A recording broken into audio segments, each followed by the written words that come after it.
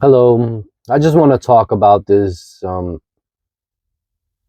airline crash that happened in DC the other day. First of all, prayers go out to the families and everybody affected by that. It's sad to see like 67 people gone because of what happened, right? And we don't know the exact thing that happened or where it happened, but it's still sad to see. And there was a lot of lives that shouldn't have been taken that were taken because of this. Now, with that said, we don't know exactly what happened, but I want to put a little perspective on what shouldn't have happened. And hopefully they'll figure it out in the coming weeks, I'm sure, maybe months. But what shouldn't have happened was things that happened that night. From what I'm watching and listening to and understanding, there were a couple big mistakes that should have never happened. First of all, I'm going to show you a couple of interviews right here that I'm going to plug in for you. You can listen to yourself. But the helicopter shouldn't have had just 3 people in that helicopter. It should have been 4. You'll watch the video clip. I'll show you exactly why. And then after that, I want you to pay attention to also air traffic control. That seems to be another big issue. Because from my understanding, what I'm hearing from news reports is there's supposed to be 2 people in charge of, one in charge of the military aircrafts, helicopters, and the other one is in charge of aircrafts, the planes that are coming in, landing, taking off. And supposedly somebody in charge let somebody else go for a moment or whatever it was and left it up to one person to be responsible for helicopters, military helicopters, and aircrafts, planes, whatever, landing, taking off. That's a lot of responsibility on one person. I don't know if that's true. That's the news that I'm hearing. But I want you to watch this clip, and I'll get back to you as soon as I get after that clip and see what you think about this. Of course, is just how could this have happened? Well, I believe there's 3 things that happened. If it had just been one, it wouldn't have been an issue, but three different things happened. First of all, they only had a crew of 3, and if you're flying a visual flight plan in a crowded airspace like this, they really should have had 2 crew chiefs in the back of the helicopter to clear each side, as the pilots only have visibility from straight ahead 12 to 3 o'clock, or 12 from 9 o'clock to 12 o'clock. So you only have visibility of the front 180 degrees. Your crew chiefs clear the back. If you only have 1 crew chief, how much can you clear? Keep going. Well, so are you saying instead of a crew of 3, it should have been a crew of 4? How many people should have been on the helicopter? And then please continue with your other 2 points. Yes, so 3 is a minimum crew for a Black Hawk helicopter. In my opinion, when you're going into visual flight mode in a crowded airspace like this, it should be a minimum of 4. So you have a pilot on each side for visibility. That's the first one. The second one is, it is, whether they were on night vision goggles at that time or not, it is a very cluttered airspace with a lot of lighting and the lights reflecting on the river.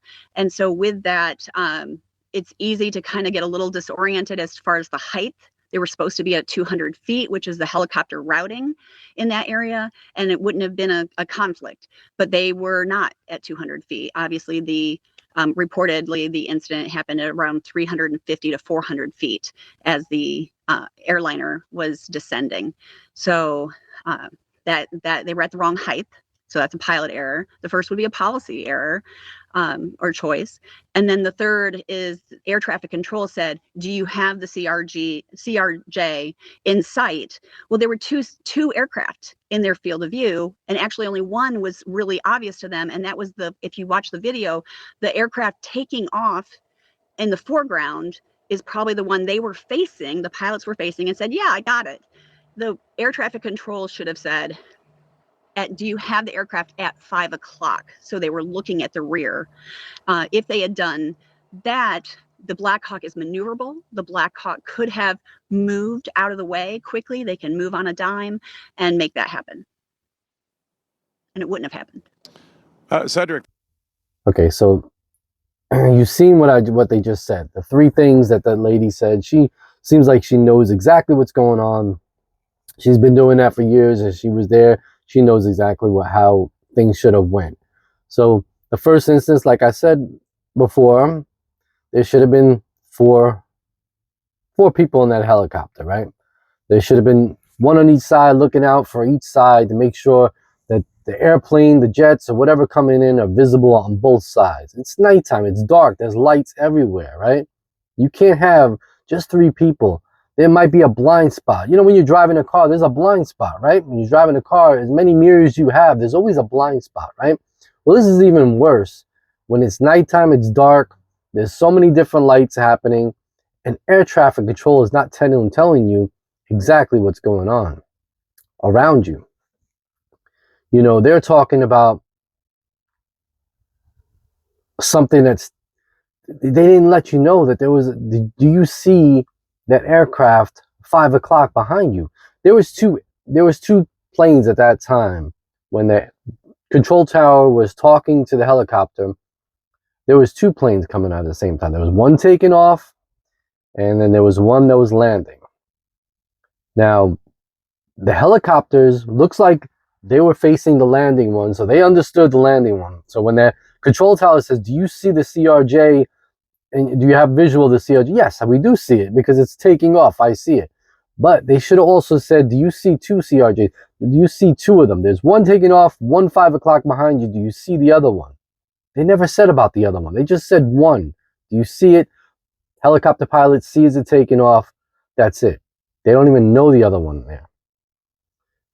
Now I'm going to play you another clip of somebody else saying something similar, but also has another point that I want you to tell. And this is more for the jetliner, because the airplane also did not see the helicopter. And it should have been warned that there's a helicopter there and telling them where it is. Watch this clip. With all the major airlines, so there's no question about that. The airspace in Washington, D.C. is very busy due to all the helicopter traffic, a lot of the military helicopters and medevac helicopters. So routinely, when you're on approach control or even with the tower getting ready to land, they'll routinely say that there's military traffic below you on your right, or 2 o'clock low. And they typically will say that they have you in sight. The helicopter has you in sight. So we always, try to attain that visually just to make sure. But it's very common that there's military traffic called out to you almost every approach there. And in this particular accident, I don't even know that just judging from the video, I don't even know that the airliner knew that the helicopter was there. So to me, this whole thing, it all starts with communication. Communication, everything in life is about communication, whether it's family, friends, work, especially stuff like this. It all comes down to communication. Even YouTube videos, everything comes down to communication and how you're communicating things. They miscommunicated. Now, I don't know if it's like the news are reporting that somebody took off somebody from that room. There should have been 2 people. There should have been one focused on aircrafts, planes taking off, landing, and the other one should have been focused on helicopters, and dealing with that. You can't have one person dealing with both, because when you're used to doing one thing and you're focused on that, you could do it really well, right? But when you jumble, and now all of a sudden out of nowhere, you got to handle both of these things. It's like playing a game. You practice, you're ready for this. And all of a sudden they throw you a curveball. Now you got to add this now to the game. You got to add this to the game plan. We didn't practice that for the game plan. So how am I going to add this to the game plan? I didn't practice that. I haven't been practicing it. I haven't been doing that all day or all night or the last couple of days, right? You haven't practiced that. That's an issue. If that's true, and the news reports are true, that they removed somebody out of there and left it on to one person, you're putting so many people's lives at risk. And unfortunately, that's what happened. Things finally happened. Sometimes you get away with things. Sometimes it's okay. Sometimes it's not. And you don't take a chance with people's lives. You do not take a chance with that. I feel bad for the people that perished in that flight in the helicopter. I know it could have been avoided. It should have been avoided. This whole thing should have been avoided. There's so many mistakes that should have never happened. There should have been 4 pilots in the helicopter. The air traffic control, you should always have 2 people. Do not try to play games and just say, oh, you can handle it. Don't do that. Don't ever put lives on risk just for what? You know, for what? Why would you do that? And if you pull somebody off, if you're qualified, if you're a manager, you're a superior officer, whatever you are, right?